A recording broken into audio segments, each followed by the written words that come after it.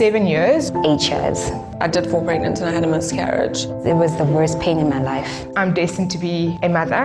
You have to become our world. We can't be silent about it. Women don't want to talk about this. But what if we put our problems there for everyone to see, to help other people? The Salome range of products tackle issues of infertility, menstrual pain, and heavy menstrual bleeding.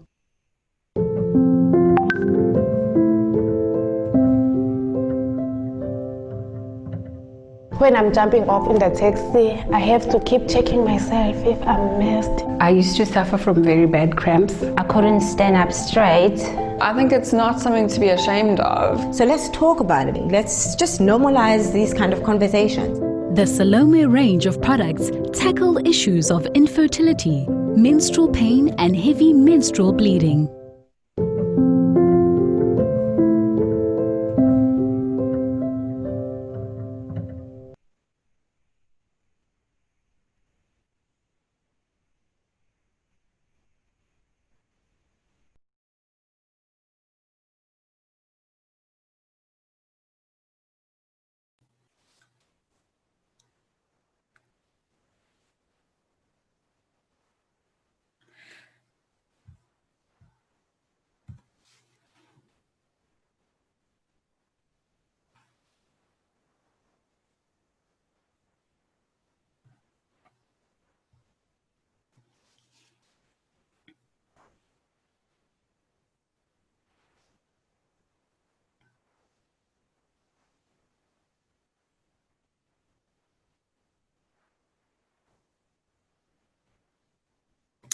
Good evening and welcome. I've just received a message that I'm live. Oh, our new normal is going to challenge us big time.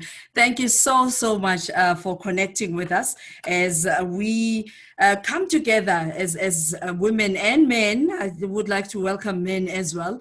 We're breaking the silence on health issues that are women related. And thank you for choosing to spend your evening with us. We only have about an hour to have this conversation. I know that there's so much to talk about. Without any much further ado, I'd like to welcome our CEO, Mr. Mbatha, Mr. Walter Mbatha, who is from 360 Biomedicine as a Chief Executive Officer, who's going to tell us about this incredible organization that has brought us together, that is enabling us to have these conversations. Mr. Mbatha, are you with us? Thank you very much, Criselda. Indeed, I'm with you guys. And one of us, I have to mention that you're one of us, a feminist of note. Yes, thank you very much. It is actually a privilege to be surrounded by great females, and it provides a great platform for me to further engage, better understand and learn and improve as well as a man as well. And thank you very much, Criselda. And I would like to also take this time to also thank our guests for joining us this evening. It is indeed a privilege and an honor to be among such great presence. And I would like to take this opportunity to actually brief you on an overview of our company and our participation with this movement called Breaking the Silent, and how we feel we can actually contribute positively in finding solutions that could help alleviate some of the challenges that are related to women's health.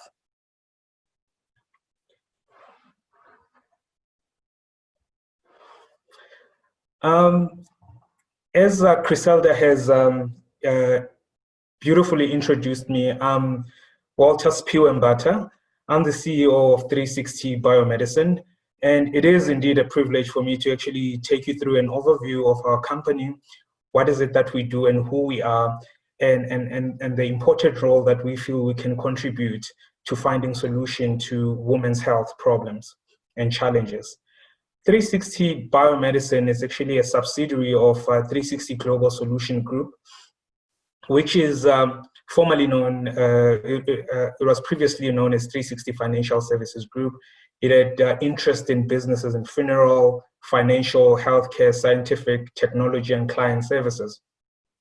As a business, we predominantly focus on developing products of natural extract and organic extract with a mission to actually provide world-class innovative healthcare solution to the global market. We have indeed, in terms of ensuring that we do that, we participate in a global space. We have partnered with industry leaders, both locally and internationally, and to make sure that we actually develop and we come with products that would indeed improve livelihoods and improve lives.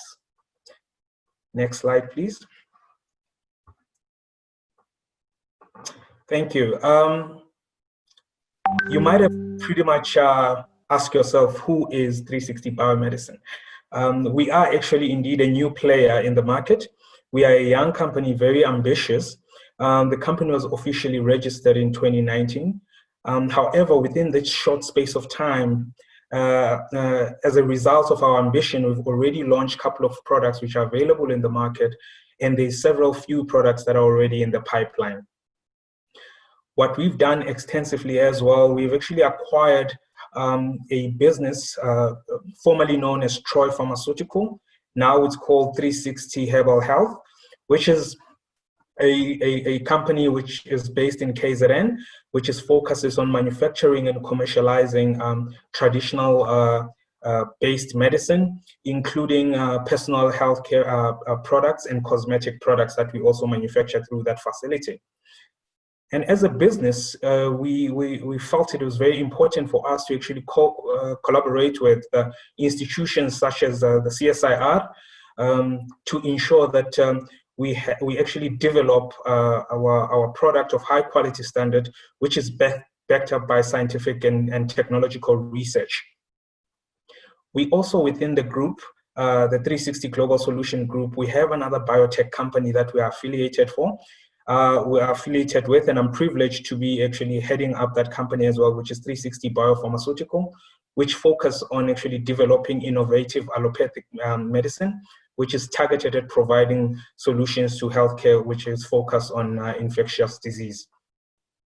As a business, as I've mentioned, that our key focus on 360 Biomedicine platform is to focus on natural and organic extract to develop complementary and alternative medicine. We have also invested greatly in developing products based on endocannabinoid system. So we have cannabis-based products which are targeted at treating all dermatological conditions. So we currently have 2 products that we have within that space, which we plan to also develop and launch other further line extension within the CBD-based business. Next slide, please. I think this slide actually details the main purpose and the objective that brings all of us here this evening, which is actually themed around breaking the silent. And as a business, we felt it was very important for us to be part of this great initiative in order to empower, not only to empower, but to create also a safe space for all genders, if I may put it that way, to come together to actually speak openly about healthcare that mainly affect women.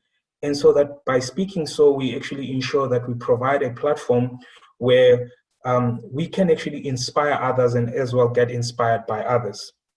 And as a business, we felt that being part of this great initiative, and this initiative was actually initiated when we launched our first product, which was Salome Fertility, which is predominantly focused on treatment of women suffering from infertility as a result of polycystic ovarian syndrome. And we felt as a business that we need to actually extend it to other key areas that we need to focus on. And so we've launched the entire range called Salome Range. Salome Range, it's several products that are focused on few clinical areas that are affecting women's health.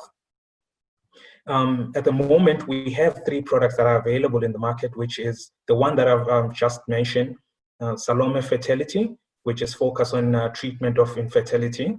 And also we have Salome Menstrual Pain. I think the product speaks for itself. It's focused on treatment of menstrual pain. And we have another product, Salome Heavy Menstrual Bleeding, also to reduce menstrual flow of women that suffer from heavy menstrual bleed. As you can see, these are common conditions, but these common conditions, however, women suffer through these conditions silently. And because these are not, some of these conditions are still considered to be tabooed, to be spoken about. So the silent, as a result, these conditions actually goes untreated. So it is important for us as a business to make sure that we encourage breaking the silence so that we can actually find solution in terms of treating and managing these conditions. And as a business, we felt it is important for us to actually focus on this key area of women's health. Later in the year, as a drive of our ambition or as a sign of our ambition, we're further extending our portfolio to add 3 additional products before the end of this financial year. One, for Salome product for treatment and management of PCOS. We're also going to be launching a product for premenstrual syndrome and another product for menopausal symptoms. This is going to be a very busy year for us as a business with a range of product that we're going to launch in a very short space of time. But it's actually our commitment as a business to make sure that we find solution that will be able to solve these challenges. Next slide, please.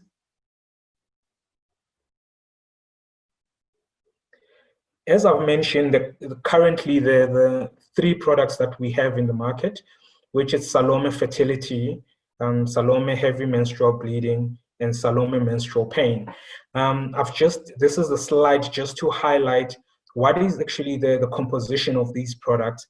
And by doing so, it's also to highlight the fact that these ingredients are actually backed up by scientific evidence of its efficacy.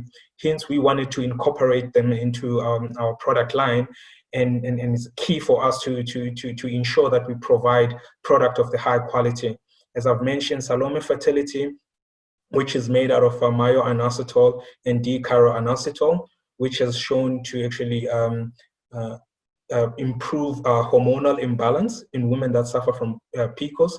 It increases ovulation, which of course it increases your chances of falling pregnant and reduces the oxidative stress in the follicular tube.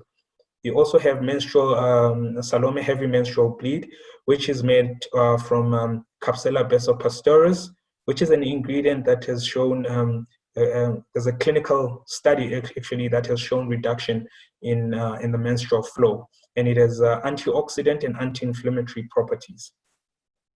And then we have our product, Salome Menstrual Pain, which is made out of Achillea mellifolium, which is an antispasmodic and anti-inflammatory, and also an analgesic effect to alleviate the pain which is associated with menstrual pain. These are our current 3 products that are available in the market, and these products are actually currently available in most independent pharmacies. We've got also online platform channels, including our e-commerce website. It's also available also in Take-A-Lot, and we're getting more listings in different distributors and other big retail chain pharmacies. Next slide, please. This brings me to my last slide of the presentation. For those of you that are interested in finding out more information about the product, more information about the company, and also supporting documentation with all these clinical evidence that I'm actually just mentioned. If you want more product info, you can visit our website on www.360biomedicine.co.za, and this is also an e-commerce website that also gives you a platform to actually buy this product. We are also available on social media platform on Instagram, Twitter, and Facebook with our social media handle @SalomeRange. Thank you very much, guys, for the time and taking time to actually embrace us with your presence. Thank you.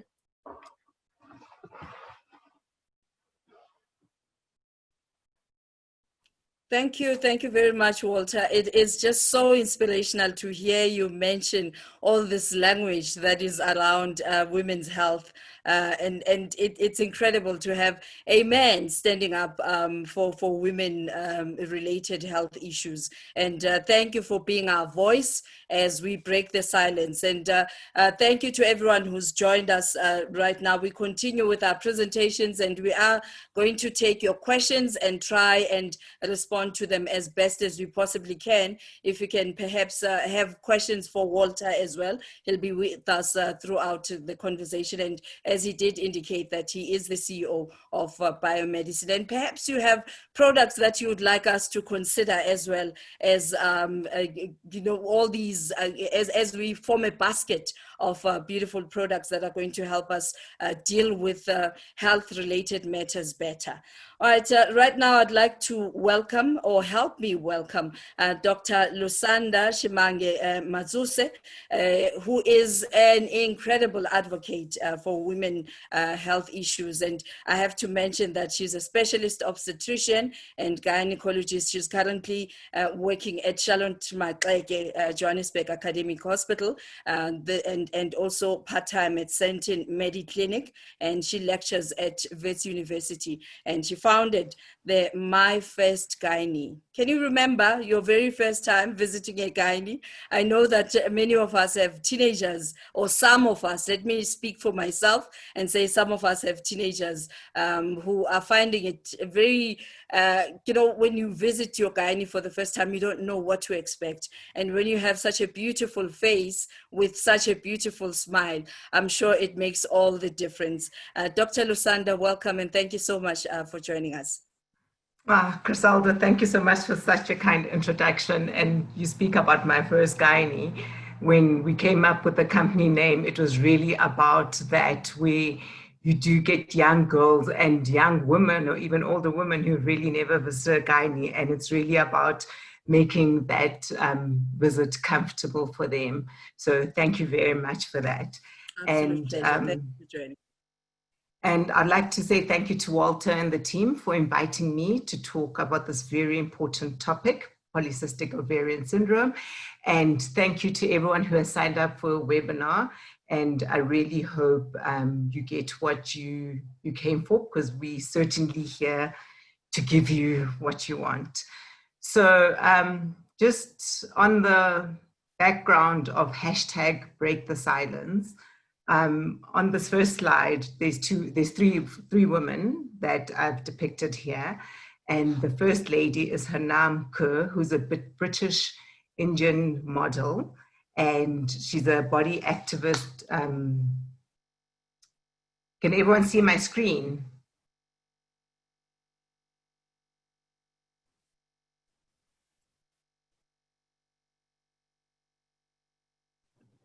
Dr. Lusanda, we're sharing for you. Okay, cool. That's fine. All right. So like I was saying, this is Hanam Kaur, who's a British Indian model, and she's a body positive warrior, and also holds the world record for the youngest woman to have to grow a full beard. And next to her, we've got Dr. Sindi van Zyl, right? She's a general practitioner with interest in HIV medicine. She's also a talk show host on Kaya FM and media personality, and very outspoken about various health matters. And I'm sure a lot of you know her from Twitter. And next to her, we have Vic Beckham, previously known as Posh Spice, and she's a singer turned designer. So what do all these women have in common? They all have polycystic ovarian syndrome, and they've all been very outspoken about it and shared their struggles about it. And the reason why I really like this slide, because the hashtag Break the Silence, they are living proof about hashtag Break the Silence. Let's talk about it. Next slide, please. So typically what happens is a young woman will present to my rooms, And she'll either come complaining of irregular menstruation or difficulty falling pregnant. Sometimes she's just coming really for a regular checkup, and through chit-chatting and so forth, we come out with some problems. And what's really important about this is that a lot of women will come and won't really think that actually missing your period here and there is not really an issue. Yes, I've been trying to fall pregnant, but you know what? People generally struggle, so it's not really an issue. And there are a few clues that will lead me towards thinking, okay, could this be PCOS or not, such as acne on the face. Sometimes you can see a visible beard or a morning stubble. And also the body habitus, and this is not to say that every patient with polycystic ovarian syndrome is overweight, but there is a typical feature that we see. So we generally have a conversation, and women present with different things, but from that we can really pick up what the real issue is. Next slide, please. So I mentioned the irregular menstruation, and this is not to say that women with irregular menstruation or no menstruation at all have polycystic ovarian syndrome.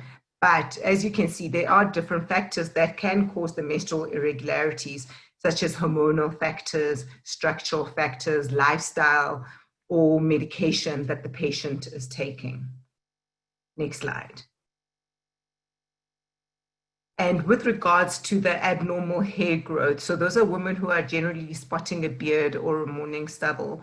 Even with those women, there's also different reasons why they could be having that, but PCOS is always at the back of our minds. Next slide, please. So what is polycystic ovarian syndrome? That is basically, it's the most common endocrinopathy that is found in women of reproductive age, and is characterized by increase in male dominant hormones, menstrual irregularities, and the presence of polycystic ovaries on ultrasound. Next slide, please. So when we talk about excess in male dominant hormones, that's basically called hyperandrogenism. And this is characterized by the presence of acne or bacne, which would be acne on your back. And sometimes the women also have acne in between their breasts. Hirsutism is the presence of terminal hair in a male distribution pattern. So what does that really mean? It's the hair that we generally have as adult human beings. But now this hair is in very specific places, such as in the mandibular region. So they have a beard, they get it all the way down their back, between the breast, down the abdomen, and the upper thighs. Alopecia, that is balding in a male distribution pattern. Next slide, please. So with regards to menstrual irregularities, now there are some women who are happy to not have their menstruation, which is fantastic. But there are also women who actually this causes a lot of distress. So the term oligomenorrhea or amenorrhea basically means a woman has long cycles, those that last more than 35 days. And with that, they have about 9 cycles per year, which is actually quite little if you think about it. Amenorrhea is when there is no menstruation whatsoever. So when you look at the slide that's on the right that is showing the menstrual cycle, with that you can really see a normal menstruation where you get a peak in the middle, and that's where all the magic happens in the normal menstrual cycle. And with PCOS on the other side, as you can see, there's really no magic that happens, and this is where the problem is. Next slide, please. The presence of polycystic ovaries on ultrasound is actually very interesting, and the reason I say this is because you don't actually have to have polycystic ovaries in order to have polycystic ovarian syndrome. And I know this is a bit of a misnomer if you actually really listen to the name, but what's very specific about these, and if you look at the picture on the left, is that you get these little black marks around the periphery of the ovaries, and that's basically a whole of multiple immature follicles. And sadly, those are really they have no function because they haven't gone through the normal physiological process in a menstrual cycle. So that's what we call polycystic ovaries. But like I said, you don't necessarily have to have those in order to say that you've got polycystic ovarian syndrome. And with that being said, I've given 3 characteristics of what actually happens with polycystic ovarian syndrome, but according to a classification that we use, you only need 2 out of the 3 characteristics. Another thing that I really want to mention, which is quite important, is that in terms of prevalence of polycystic ovarian syndrome, it's about 6 to 9% in the Americas, Europe, and Asia. With regards to Africa, which is quite sad, we don't really have robust data to give us exact numbers of what we have, how many women have polycystic ovarian syndrome. But with my experience in public sector and in the private sector, I definitely see a lot of ladies with polycystic ovarian syndrome. And I guess it's about time we really start publishing this so that women in our setup can be aware that this is really a disease that is prevalent, it's present, and it's something that we need to break the silence about, I guess. Thank you. Next slide.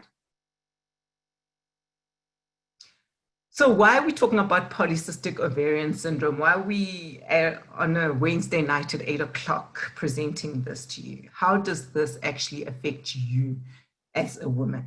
So there's various things. As you remember, I said a woman will present with menstrual irregularities, fertility problems. She may or may not volunteer the fact that she grows a beard. So from a physiological point of view, a woman can have menstrual irregularities. And I told you about the polycystic ovaries, where on the normal cycle, the magic happens, and in an abnormal cycle, the magic does not happen. And that results in an ovulation. When you don't ovulate, guess what? You can't fall pregnant, so you'll have fertility problems as well. From a cosmetic point of view, you know, we all go through teenagehood. We get that one pimple here and there, and we get a bit round in the right places and so forth. But what happens with polycystic ovarian syndrome is that now you're spotting a beard, and that may not necessarily be a thing. Not everyone can be as confident as our British Indian model. And in terms of acne, we expect it during puberty, but now if it persists into your adulthood, that can do a lot for a woman's self-esteem. And let's not talk about alopecia, because no one wants their head to fall off, particularly if you're going to have like a bald spot right in the back of your head. Thank you. Next slide. So this for me is the most important. This slide and the next slide is actually the most important slide, because this is what polycystic ovarian syndrome really boils down to, is the long-term effects, the long-term sequelae of polycystic ovarian syndrome. So, so, so important, because if you don't get a handle of it, basically what that means is that you are going to develop diabetes, you are going to develop cardiac problems in terms of hypertension, high cholesterol. You are going to have sleeping problems and so forth. So that's basically you stop breathing in the middle of the night, and then you wake up and you get you're snoring and so forth. So that's really important that women who, if there's anyone listening here and perhaps maybe was not aware and they have polycystic ovarian syndrome, that is the long-term effects that we are really worried about. Thank you. Next slide. So as a gynecologist, why am I so concerned? I mean, if you've got diabetes, I'm going to send you to an endocrinologist or a physician. If you've got cardiac issues, I'm going to send you to a cardiologist and so forth. So I really believe in a multidisciplinary approach and in terms of looking after women. So from a gynecological point of view, what happens is that when you have polycystic ovarian syndrome, you don't have the hormone progesterone. So the lining of your womb, there's estrogen that's produced by your body, and that keeps getting thicker and thicker and thicker and thicker. But there's no progesterone to counteract that thickness. In other words, to shed that lining of the womb. And then what happens is that you get hyperplasia, basically meaning that you have extreme thickness of the womb, of the lining of the womb, and then that's where that is a bit of a problem is when it's an atypical endometrial hyperplasia. And guess what? That leads to endometrial cancer. So all those things that I mentioned about diabetes, hypertension, high cholesterol, we call those comorbid diseases, which ultimately can lead to endometrial cancer if we don't manage polycystic ovarian syndrome properly. Next slide, please. So what should you expect from your gynae visit? And this is actually really interesting, and I'll come to that when I speak about the examination. But I always say to women, it's literally just a chit chat. It's a chit chat between two girls or a guy if your gynecologist is male. And we really talk about general stuff, such as your menstrual history, medical history. Do you have diabetes? Do you have high cholesterol, and so forth? Then we ask about surgical history, and then when you started your period, your cycle, and then we go to the social part, sex, drugs, alcohol, and smoking. That always comes into play. And then after we've had that and you are pretty relaxed, then we go for the daunting gynae examination. I put those two pictures there because that's what everyone thinks of when they think of a gynecologist, that you're just going to lie there and open your legs. Well, I've got news for you. We generally actually examine the whole patient, not just in between the legs. So we do a head-to-toe examination. And the reason for this is that, as I mentioned earlier, there are so many clues that come with polycystic ovarian syndrome. So generally, I'll have a look at you and see, do you have hirsutism? Do you have a beard? Do you have acne? Then I look at the shape of your face. Do you have what we call a moon-type shape or cushingoid shape? I look at your back. I don't know if anyone has ever seen this, and people tell you, no, your neck is dirty, where you are dark around your neck. We call that acanthosis nigricans, where you dark around the neck and then you've got light lines, hypopigmentation in between that. So that is a result of insulin resistance that patients get when they've got polycystic ovarian syndrome. And then we look for the presence of hair or any acne. And then in terms of the front part of your body, you also look for the distribution of hair and so forth. And then ultimately, once we've examined you from head to toe and we've got more or less an idea, then we do investigations, right? So the investigations will be blood. So blood will be drawn from you. Remember, I mentioned the male dominant hormones. So we will get those to see, is there an increased level of testosterone in your blood? And then we also do a transvaginal examination. So that's that long stick that looks like a vibrator that all women freak out about, but it's really uncomfortable. It's not painful at all, but it's an important part of the examination because this is where we're going to demonstrate whether there are polycystic ovaries or not. So once we've got all that, generally from the visit, you can actually make out whether a patient has got polycystic ovarian syndrome or not. So once we've got that, then we have to go to treatment. Next slide, please. So with regards to treatment, obviously a patient or a lady is going to come complaining of something. So we always have to address that. So if menstrual irregularities is your issue, then we are going to address that. If falling pregnant is your issue, then we are going to address that. If the fact that you keep having a fully grown beard every time that you wake up, then we are going to address that.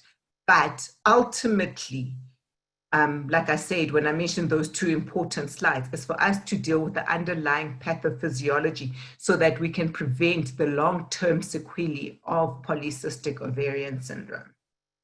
Next slide, please.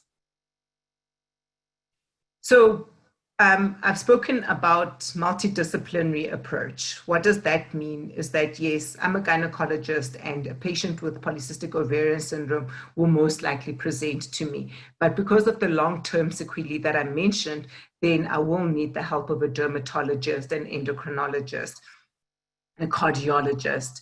And I always talk about the biopsychosocial model when I approach treatment or management of a patient. So the bio part is really the pathophysiology, what is going on, the polycystic ovarian syndrome. Psycho part is how does this affect you as a woman? How does not falling pregnant affect you? How does difficulty having difficulty losing weight affect you? And then obviously the social aspect. How does this affect you socially with regards to interaction with your family, with your partner, and so forth? So I always start with lifestyle modification. So important. If we are going to break the silence on polycystic ovarian syndrome, it's important that lifestyle modification actually comes with it, because it's a long-term management strategy. It's not just short-term. So you need to there's certain things that you'll need to change. I spoke about drugs, sex, alcohol, and smoking. And I mean, it may sound like a joke, but that's really important, because remember, smoking puts you at risk for cardiac disease. And alcohol, too much of a good thing is not necessarily a good thing, right? So with regards to that, lifestyle modification is so important. So if you look at the picture that I've put there, that is Dr. Sindi van Zyl. And in the above picture is before 10% weight loss. And in the below picture is after 10% weight loss. And why I really love this picture, and she will allude to this more when she speaks, is that the right type of diet is so important. Exercising is so important. I see now recently on her Twitter page, she's was speaking about walking. And then my personal favorite is that I get a lot of patients who say they are struggling to lose weight, which is fantastic. But at the end of the day, food is not the enemy, right? You have to look at yourself and find out, why do you have such a bad relationship with food? Why are you actually struggling to lose weight when the girl next door is not having an issue losing weight? Are you eating the right diet? So I really like getting psychologists involved with who specialize in patients who struggle with weight loss. Next slide, please. Right. So I've spoken about lifestyle modification, and 10% with loss, 10% weight loss, you can actually return to regular menstruation. So it's quite important. And then there's hormonal treatment, where we use to manipulate your cycle, anti-androgens to bring down those male dominant hormones, insulin sensitizing agents. Patients with PCOS generally have insulin resistance, so we use those to sort that out. And then the removal of hair. This could be laser creams, waxing, shaving, whichever way is your preferred method, and a fertility specialist to assist with pregnancy. Next slide, please. So I'm coming to the end of my presentation. And for me, the take-home message for the ladies or men listening out there is that a menstrual diary is a must. And if you've got a smartphone, there are so many apps that are out there that you can use to just keep track of your menstrual cycle. And if not, a simple diary is just where handwritten with a pen, old school, is also sufficient. And then every woman of reproductive age should menstruate every month. Important. Don't be happy when you're not getting your period. That is not necessarily a good thing. And then numbers to keep in your head. And I always make a joke to say these aren't Powerball numbers, but you can try your luck. 21, 35, 37, 80. So 21, 35 is basically a normal cycle, menstrual cycle that a woman has. Less than that is abnormal, more than that is abnormal. So less than that means you are menstruating too much. And then more than 35, you are menstruating too little. So you just need to be just right. And then 3 to 7 is the number of days, average days, that a woman should menstruate. And 80 is the amount of volume that a woman's flow. And then lastly, you need to know your ideal weight for your height. The reason I say this is because not all women with PCOS have high BMIs. Next slide, please. So, in the spirit of hashtag break the silence, just some myth busters about PCOS. I can't fall pregnant if I have PCOS. Not true. If you have PCOS, it's very possible that you're not ovulating, because anovulation is one of the features of polycystic ovarian syndrome. But with the help of a fertility specialist, you can get ovulation induction drugs, which will assist in terms of ovulation and therefore fall pregnant. And 2 of those women in those pictures have kids. So it's definitely not true. And then PCOS only affects overweight women. Also not true. If you look at Vic Beckham, even when she was Posh Spice and she was a little bit round, she was never overweight. And therefore, that just basically debunks the myth of all PCOS women are overweight. I have cistima ovaries and therefore have PCOS. No, that's not true. You can get different types of cysts in your ovaries, right? And as I mentioned, the polycystic ovaries are very specific. They have a certain picture where you have immature follicles around the periphery. You can also just have a simple cyst or a complex cyst, but that does not mean that you have PCOS. Next slide, please. So, PCOS is nothing to be ashamed of. PCOS Awareness Month is around the corner. For those of you who don't know, it's in September. I Googled that one. And PCOS should be treated and must be treated. It must be treated timelessly. This will delay, or more importantly, prevent the sequelae thereof. Next slide, please. Thank you so much for your attention. And I hope this was very informative and that you learned something.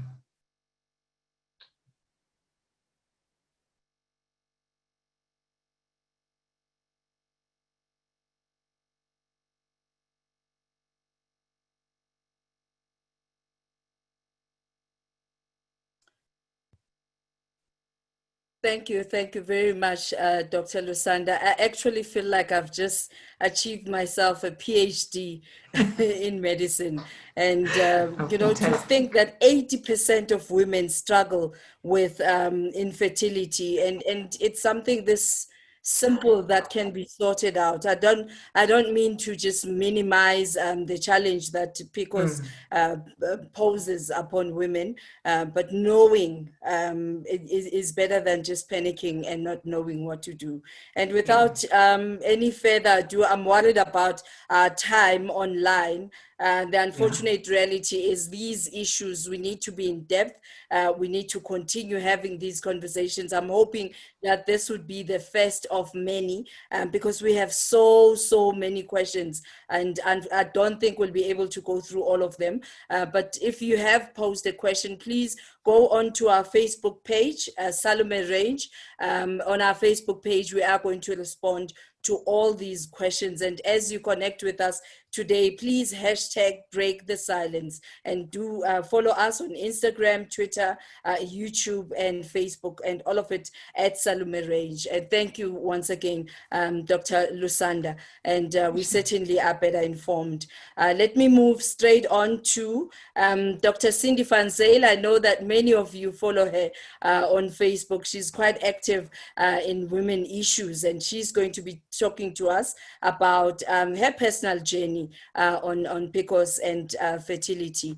And, you know, today we're dispelling some of the myths that it's a bad omen, you are bewitched. Today we focus on facts. And Dr. van Zyl, welcome. Thank you so much, Criselda. Thank you so much to Walter for... And if I can tell you something about Dr. Sindi, many years ago, I was given this script whilst on Metro FM, and I was told you're going to be speaking to Dr. van Zyl. So I waited for this Dr. van Zyl, and then Sindi shows up. I'm like, Aibo, don't be umzulu. Oh, the story of my life. Thank you so much for the introduction. Another myth. And thank you so much, Lusanda, for your presentation, and Walter for inviting us for this talk. So my journey with infertility started in 2007 or 2006. So I got married in 2004, and by 2007, you know, Marinette and I hadn't fallen pregnant. So I was working at Coronation Hospital, which is now Rahima Musa, and I developed a sharp pain on the right side of my tummy. So because I was in a public hospital and I had access to sonography, I went to the sauna department, you know, asked one of my friends to do a sauna because I thought there was something going on. And the sauna showed that I had polycystic ovaries. So she explained this to me that, oh, I found polycystic ovaries. You need to go and speak to someone about this. So I went and I spoke to a friend of mine, and I was referred to what was described as the best, the specialist, the best person to deal with PCOS. So we make an appointment to go and see this man, and we get to his rooms, and I walk in with my husband, and he takes a look at me. We explain why we're there, and he says, "Oh, you're fat. You're fat. You need to stop eating pasta, stop eating this, and eat more apples and start exercising." And he gives me a piece of paper with a diet on it, and he said I must come back after 3 months having lost weight. And I was so upset. And yes, I am a medical doctor, and I could have read up PCOS on my own, but that is not what I expected in that consultation. So finally, we left the consultation, found a personal trainer, started training, changed my eating plan. I hated exercise. I still do, by the way, guys. I really hated exercising. But Chantal was so sweet. So, every morning I'd go to gym and, just terrible.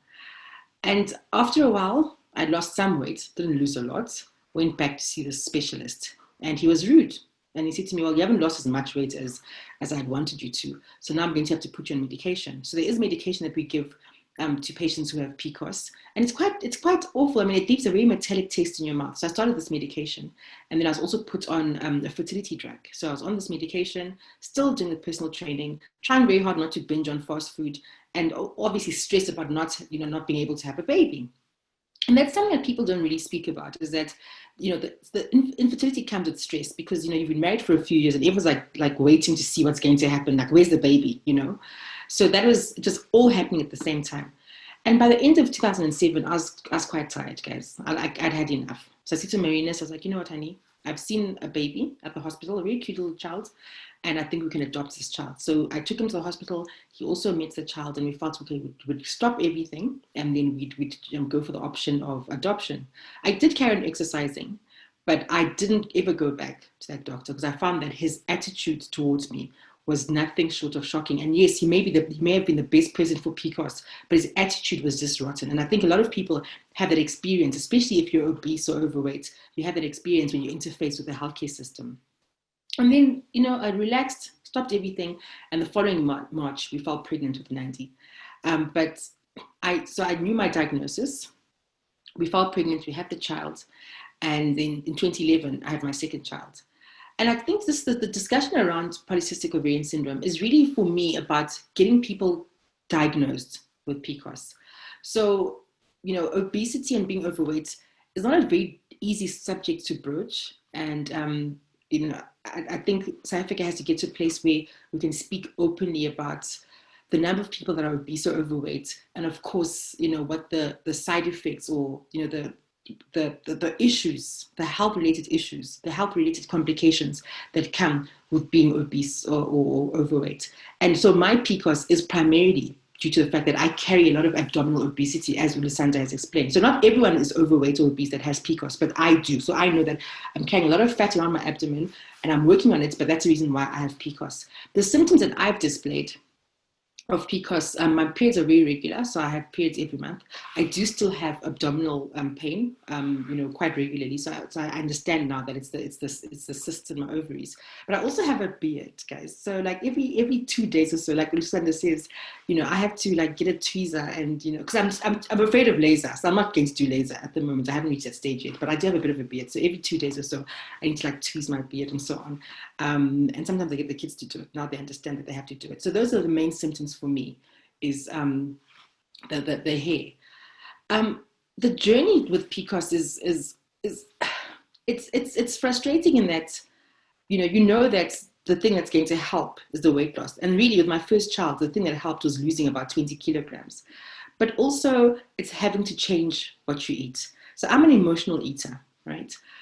So if I'm happy, if I'm happy, I eat a lot. If I'm sad, I eat a lot. So it all depends on my emotions. And I know that back in the day, when I used to eat a lot of junk food, there's a certain drive-through that I'd go past every day because it was on my way home. And if I felt that I'd had a good day at work, I'd reward myself, with an ice cream from that drive-through. If I had a bad day at work, I'd reward myself with an ice cream from that drive-through.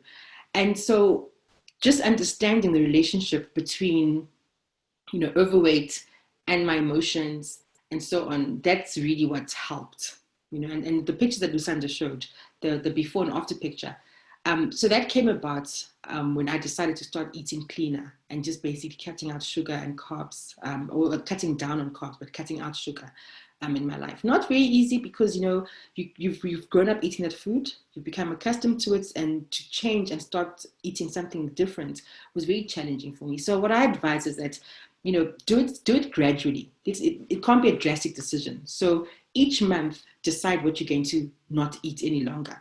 And the best way to do it is just not buy the stuff anymore. So if the thing that you're not meant to eat is in the house and you can see it, of course you're going to eat it. So gradually start cutting things out, the things that you're not meant to eat, and then stop buying them. Because I know that there's an orange drink that I have a weakness for.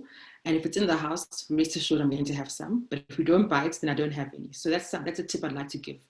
When it comes to exercising, I think the main thing with exercise is to, first of all, find a trainer that really likes you, right? Don't find someone that's going to try and push you over the edge or push you beyond your limits. Because if you're overweight, your knees, everything is sore. Like your back is sore, and your knees are sore, your ankles are sore. So you have to, first of all, change your eating to lose a bit of weight, and then your body can carry you.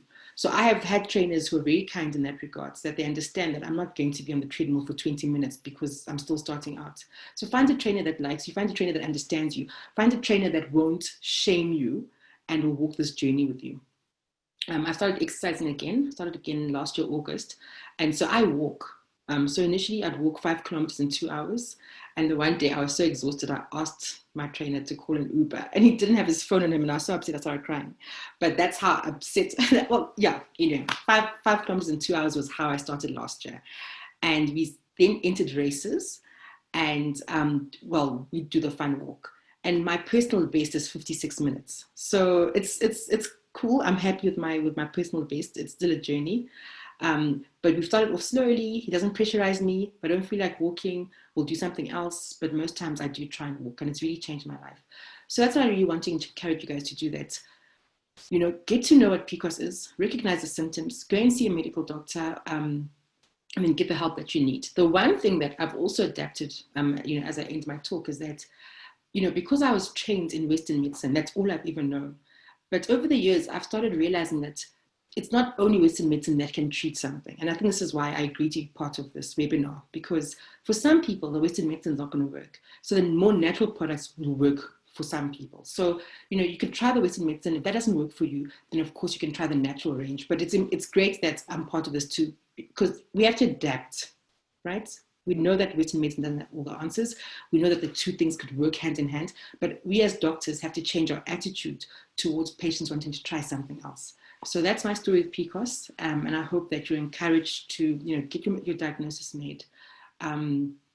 Start working on healthier eating and healthier living if you are overweight, and especially if you're carrying abdominal fat, you know, fat around your tummy, fat around your just below your boobs. That's the fat that we worry about. Your fat on your thighs and your bum isn't much to worry about, but it's the fat that's around here that's going to affect you, cause a metabolic syndrome, and of course result in insulin resistance, which in turn results in polycystic ovarian syndrome. So thank you, Criselda. I hope I've covered everything, and obviously we'll be taking questions on Facebook after the webinar.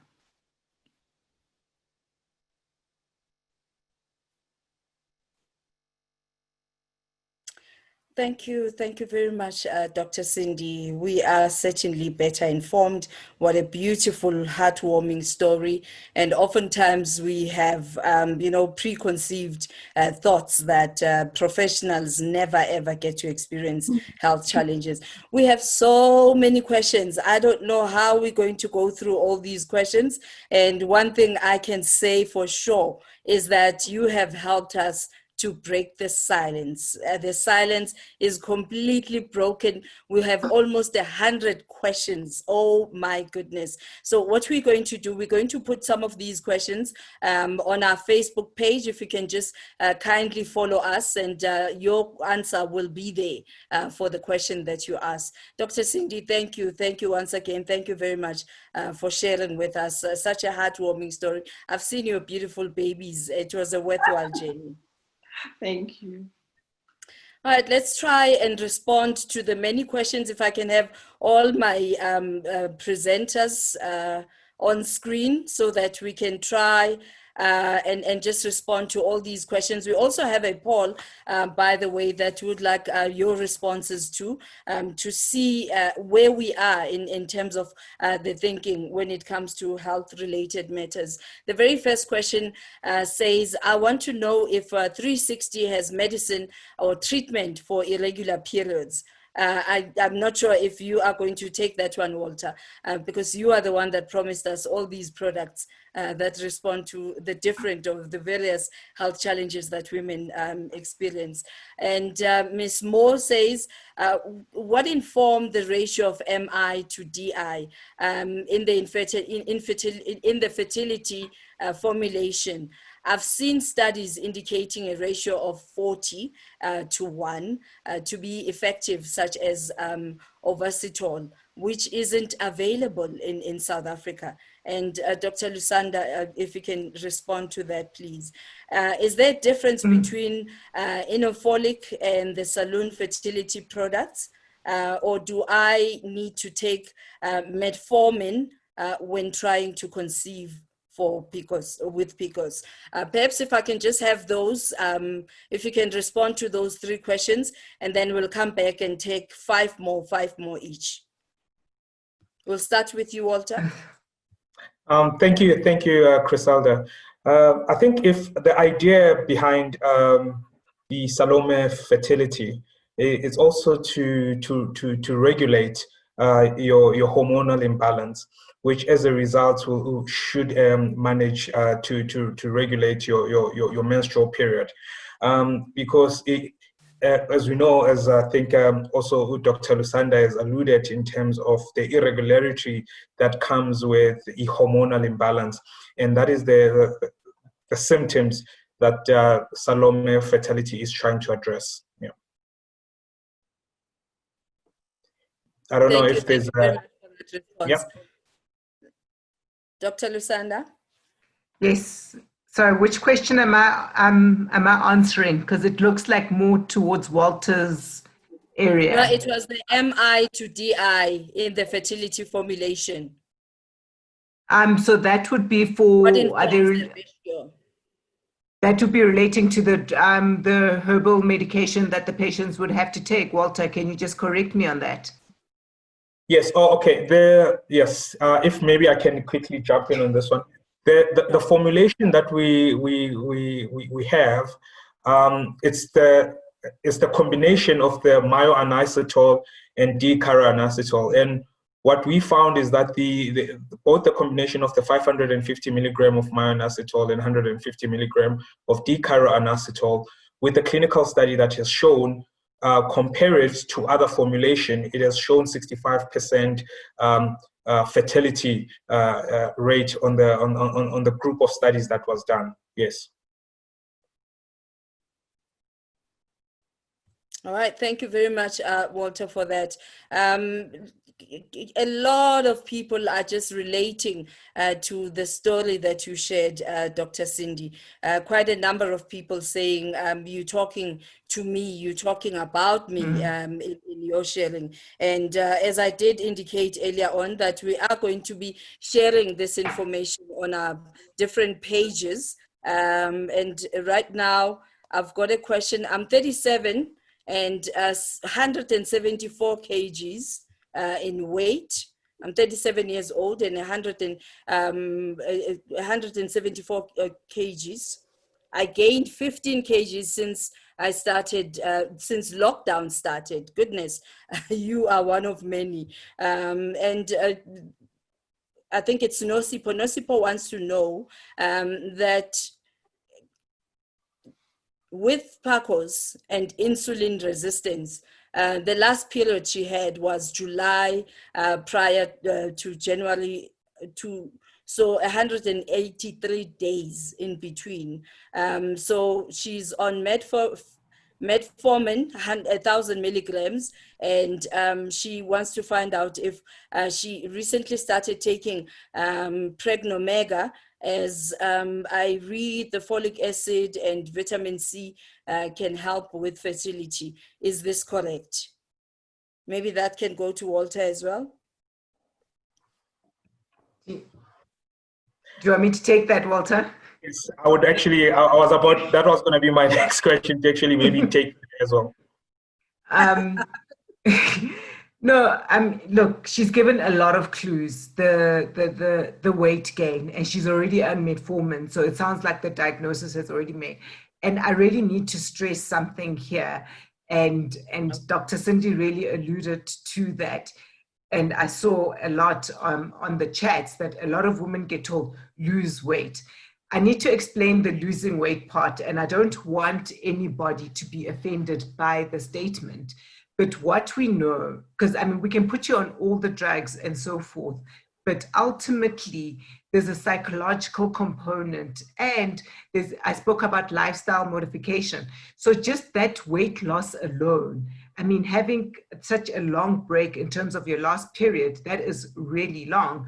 So just having that weight loss alone, your body, our bodies are so clever, guys, ladies, and Walter, our bodies are so clever in terms of just with that 10% weight loss. We know this, there is data, there are studies to show that you can just return to a normal cycle.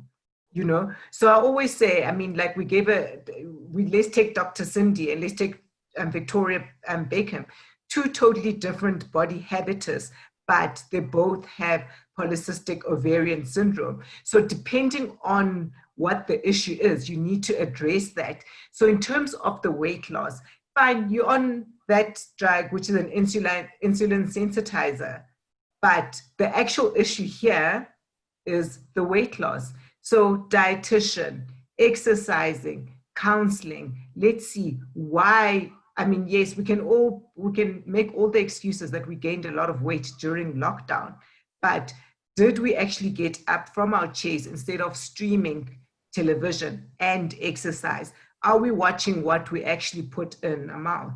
And what I love about this, I mean, we spoke about herbal medication and also the scientific medication, but ultimately it actually starts with the individual. I don't know if that answers her question. Yeah, so the weight loss, I'll just jump in. The weight loss is very important. And it actually starts off with changing your eating, right? So that's the first thing you'd have to change. And if you can, you know, just by cutting out sugar, you can probably drop about 10 kilograms. And then, you know, once you then start cutting out other things, you can drop another 5 kilograms. And then that's just enough. That 15 kilograms that you've lost will be enough to then get you motivated enough to start walking. And then the walking will further, you know, will help further with the weight loss. So start off with the food. Don't pressurize yourself to exercise. Start off with the food. And then once you're down 10, 15 kgs, which will take about 8 weeks, you should be fine to start exercising. Because the older you are, the harder it is to actually carry your body around. And so that's why I get upset when, you know, people force overweight or obese patients to jump onto treadmills immediately. You know, we start off with the food and take it from there. And the other thing I really wanted to add, sorry to interrupt, is that PCOS is not a disease process that we are just going to solve overnight. We give you tablets and you're fine. It becomes a lifestyle, you know. So when Sindi speaks about just stopping sugar, it's not just for that brief period of time so that you can lose that weight. It must become your lifestyle. Remember, I spoke about the long-term effects of having PCOS, and that is where the whole psychosocial model comes in terms of we need to get our minds right in terms of accepting the diagnosis and what you need to do in order to live with the diagnosis in order to have a better, healthy lifestyle. All right, a question for Walter. Why have 360 Biomedicine incorporated natural ingredients into your products? Thank you. It's actually quite a beautiful question that you've asked. Under biotech, there's various platforms that we explore, both the allopathic platform and also the natural platform. I think back to Dr. Sindi's point, that we also focus on unmet medical needs. And we've discovered that there's a lot of science that is backed up by natural ingredient that is not yet fully utilized in finding a solution to our healthcare problem. And we saw a gap as a business And we've partnered with with other research institutes to make sure that we find ingredient that we can substitute with a positive clinical outcome. And that's why we developed this product within this range. Yeah. And also, if we looked at, I think the movement, I think where most people are now starting to be conscious of the products that they take or they consume, and there is a shift where people are wanting to eat cleaner, moving away from chemicals or synthetic product, or and we felt the need to also move the medical solution as well into that direction, where we find natural substances with less possible side effects, and that's the idea and the motivation behind our drive in finding natural solutions for healthcare problems. Yeah. And thank you very much, Walter, for that response. Dr. Lusanda, there's a question. What would you advise women who go for treatment, who go for testing, they get diagnosed and never treat PCOS? So a woman is diagnosed with PCOS, but it's never treated. But never treated. I think it's important to first ask yourself, why did you go there? And as a woman, don't be scared. If you feel that your needs weren't met when you go and visit a doctor, I think it's important to speak up. That's why we're talking about this, kind of like, I came for this. And the other thing is, like I said, it's not going to be something overnight. I always give reference to, I give the worst analogies, but they make sense to me, of a dimmer light. When you come and you visit the gynecologist, it's almost like there's darkness, but then that light slowly, as you turn it, there'll eventually be light at the end of the tunnel. So if you feel that you've been diagnosed with PCOS and you're not getting the help, either you call your health practitioner to say, look, I know you made this diagnosis and I'm not so sure where to from now. Have the conversation and don't be scared to have it.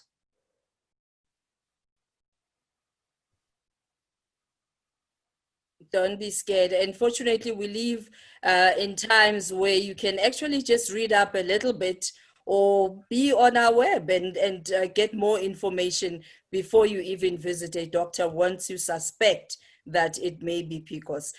There's a question for Dr. Sindi. What sort of treatment were you on? This is from Anonymous, when you wanted to fall pregnant. So I was put on a fertility drug that they give to stimulate ovulation. But as I said, I stopped all of that when I got tired of the whole process. Then I conceived, having lost the weight, then I conceived without having to use that medication. But there is a drug that is very commonly used to stimulate ovulation. Another question for Walter. You did mention that there are plans to expand the range, the Salome range. Please take us through some of those products that are coming up. Okay. There's 3 products that are currently on the pipeline. One is Salome, a product that is focused at treating PCOS specifically. Why do we want to have a separate formulation that focuses at PCOS? Is this, you have women that suffer from PCOS, but it does not necessarily mean they want to fall pregnant, right? They would just want to treat the PCOS. And so we want to also cater to those women as well. And then we have a premenstrual syndrome, the product to manage that as well, and another product to manage menopausal symptoms. So those are the 3 additional products that we want to add by end of this year. And there's a comment rather than a question to Dr. Lusanda that thank you so much. I now understand that when I lost weight and recently gained weight, my periods became irregular again. I am 40 and now I understand that I'm struggling with fertility. I've been trying for a while. Can I just make a comment on an additional comment? Is there any advice that you would give? It's anonymous still. I've actually got an additional comment to that. Tomorrow there is another webinar on menstrual irregularities, and I will address all that, especially for the 40-year-old woman who starts having irregular menstrual cycles. So it would be lovely to see Anonymous back at that, at tomorrow's webinar.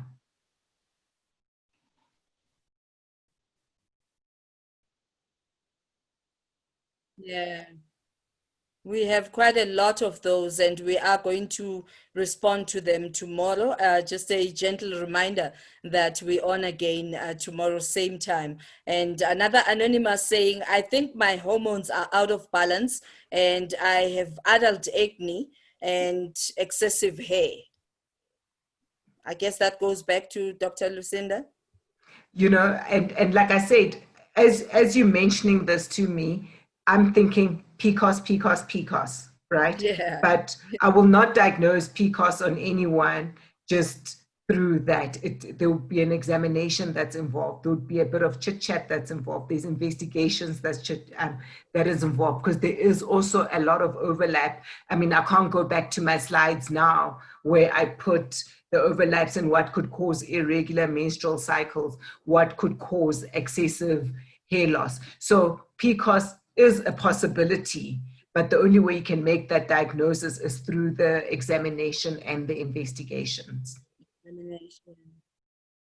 And I mean, both you doctors have made it very clear that no need to be scared. A doctor is your friend, and especially when you're seeking health and well-being. For Dr. Sindi, how did you get involved as a medical practitioner to begin to focus on women-related health issues and added value the way you do? What inspired you?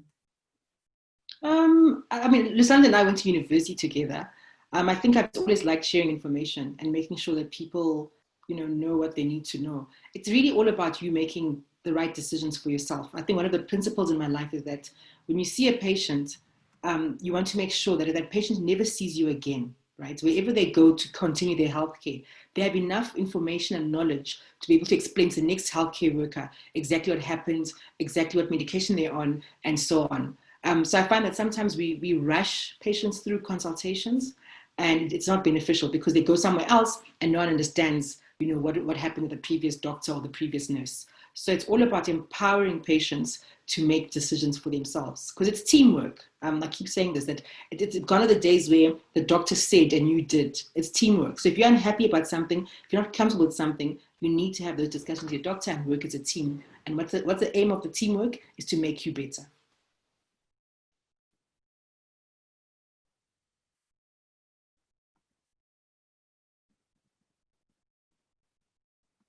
And I guess this goes back to Dr. Sindi. It's not a question, but a comment from Pumla saying, you are so inspirational and humble while educating us. And we thank you very much for that. And Dr. Lusanda, is there a way to monitor improvements on PCOS? Well, you have to ask yourself what actually you came for. So if it's irregular menstruation, then I spoke about the app and keeping a menstrual diary. If it's about falling pregnant, then we have to monitor ovulation. Are you actually ovulating? If it's weight gain, it's a matter of where you are and where you want to go. And then the cosmetic part in terms of the hair, depending on which form of hair removal you want to use. But for me, what's important is that whatever problem that you come with, it needs to be resolved, and it's not something that can monitor overnight.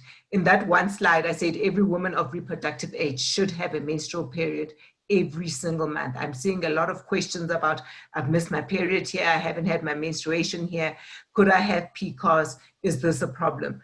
Every woman of reproductive age must have her period every month.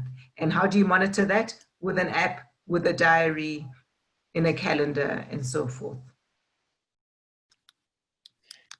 Thank you very much. This is from Simone. Simone wants to know, can the Salome products help me to fall pregnant? I've had 2 miscarriages already this year, and I've already just given up about. Maybe to Walter? Yeah, if I can take that. About the miscarriage, I'm not sure what that could be the cause or linked by, and I cannot say Salome product will be able to address those specific, whatever the cause could have been.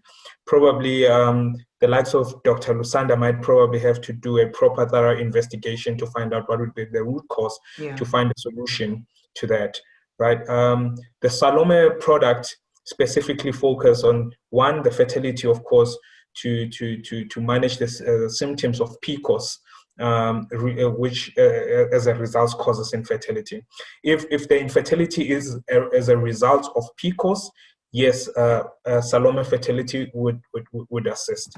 But if it's another root cause, of course, then a different line of treatment or therapy needs to be advocated.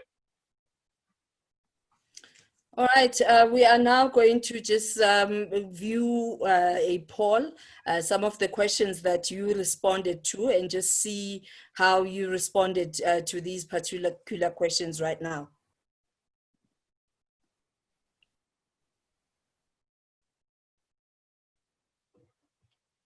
All right, whilst we try to get that, maybe if you can tell us where we find the products. All right, the very first question is, when managing your female health issues, would you prefer to use herbal or natural products or a prescription medication? Would you prefer to use herbal, natural products or prescription medication? And if you can just tick whether it's herbal or prescription medication, and immediately just before we close, we will review this poll and see what it is that you are telling us. And next question, please. This is our new normal. And I hope you're sitting there pretty with your PJs. Yes.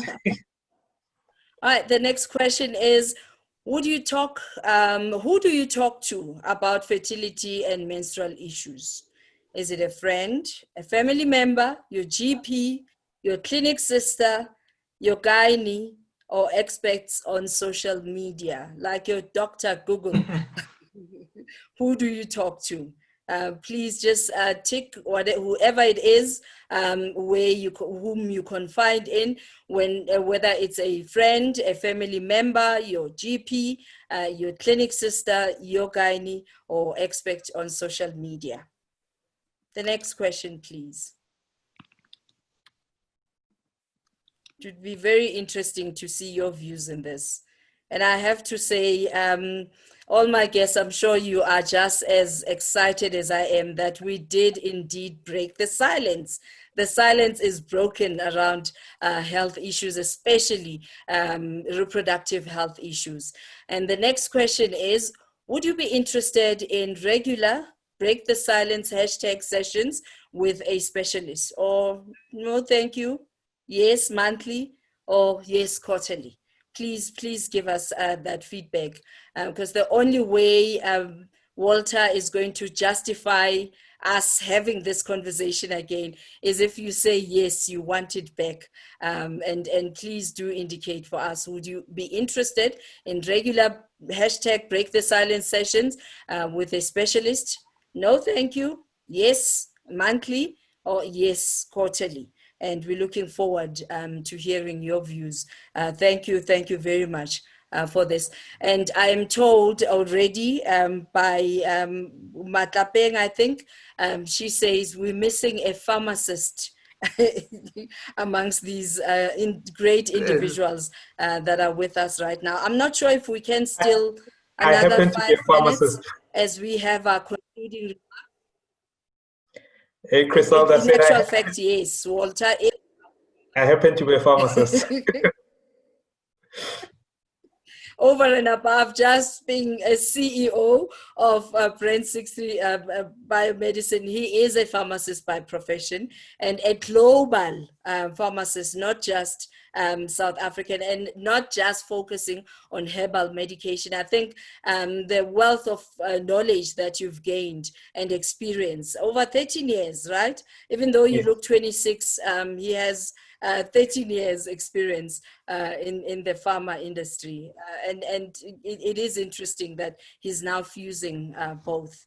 And perhaps if we can just have concluding remarks from all of you. Walter, I'm going to end with you telling us where we find the products, and perhaps a bit of motivation, Dr. Sindi, for women who joined today and are looking forward to more sessions. And just to say, it's going to be okay. No, it definitely is going to be okay, Criselda. I think what we're trying to do is to empower you, to know what's happening with your body, to ask the right questions, and then, of course, make the right decisions. I can see there's a lot of concern around the eating and so on. Start slowly. Just at a time. So maybe tell yourself that, okay, this month, instead of putting 5 teaspoons of sugar in my coffee, I'll cut down to 3. And then next month, I'll cut down to 2. And then the following month, I'll cut down to 1. So don't do everything drastically. Just step by step, and eventually you'll get where you have to get. Step by step. Don't be harsh on yourself. And PCOS? We've had so much information, Dr. Lusanda. Lusanda, and you've actually helped us to dispel some of the myths that everything is about the boogeyman, witchcraft, that there is help underway. I mean, 80% is a huge percentage for women who are struggling with fertility issues. And I guess, on the same token, though we have not mentioned it, it's not only always about just women who are infertile. Yeah. I think for me, my take-home message more than anything, I've been going on about keeping a menstrual diary. Anyone who's ever come to me as a patient, I don't know if anyone's listening, I really harp on that. But for me, the importance is we had a number of attendees, and I believe in paying it forward. Don't keep this information to yourself. You need to share it with the next person. And that's why I love the hashtag break the silence.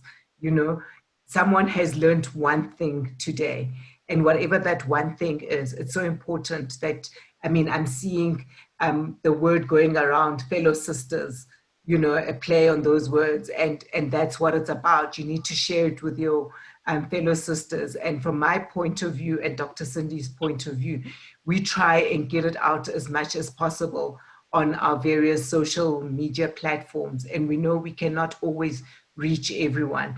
And on that point, I've been trying to answer a lot of questions on the side, giving just short answers. There are other questions which require a lot more.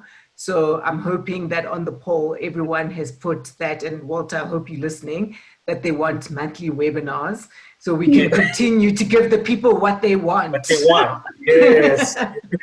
Give the people what they want. They want, indeed. Give the people what they want. Thank you very much, Dr. Lusanda. I'm definitely sure that, looking at numbers, my goodness, the numbers don't lie, right?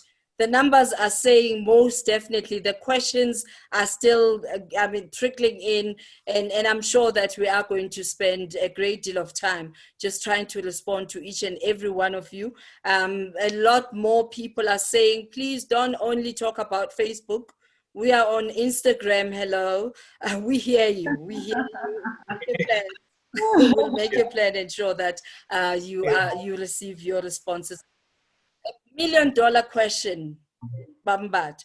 Where do we find these products? All right. Before I answer that question, I would like to also just add a little bit of a comment in encouraging men to actually also start being empathetic and understanding and supportive to their partners dealing with these issues. I think predominantly the reason why these issues are tabooed is because we are also not open-minded as a man. I, for one, I must say that I'm privileged enough and I'm still learning how to be sensitive and understanding to the challenges that women actually experience. And I think, and also challenge most men to also start being supportive and understanding. With the breaking the silence, it's a joint effort. I always believe that anything that affects women, it affects the nation and it affects the world. So for us to have a better nation, we need to make sure that we support the women around us. We are raised by them, and we need to be understanding and being supportive of. So in answering your question, The products are available in most independent pharmacies, and we also have online channels through Take a Lot, and also on our website on www.360biomedicine.co.za. You can find our products there. We're still working on getting more listings to several pharmacy and pharmacy chains, which I think the more of course, the consumers and they demand the product, the more it's going to be also available in several platforms. So, yeah.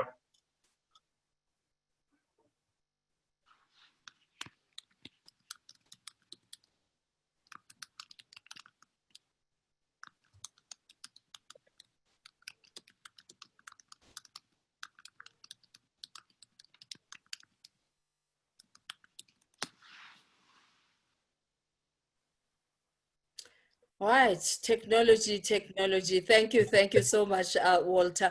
And perhaps if I can just nudge you a bit to challenge your pharmacy, get them to order, let them connect to 360 and find the products for you. With all this information that you've heard today, challenge your pharmacy and get them to find the products and make sure that they are on the shelves.